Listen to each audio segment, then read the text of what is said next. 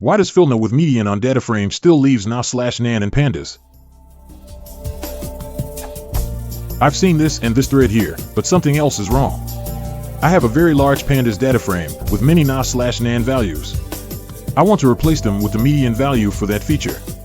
So, I first make a table that displays the NaN values per feature, sorted by most NaN values, then use Fillna, and then displays that table again. Ideally, the second time, that table should have all zeros, because all the NaNs have been filled.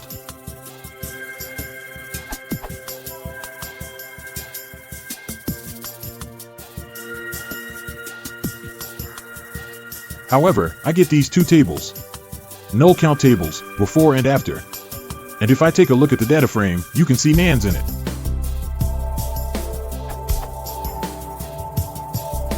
NaN examples.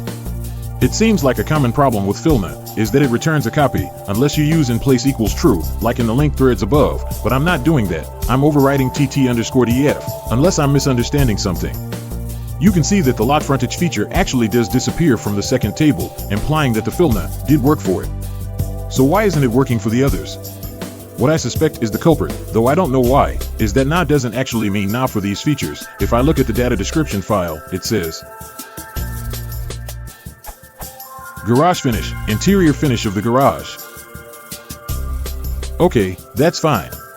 But it feels like those NaN values should either count as NaN for both as null and Fillna, or not count for either. Why does it appear to be counted by as null, but not Fillna?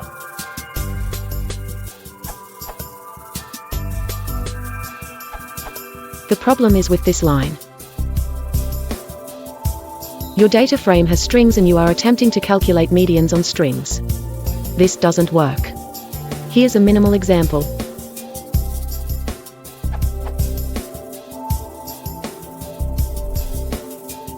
What you should do is Fillna with median only for numeric columns.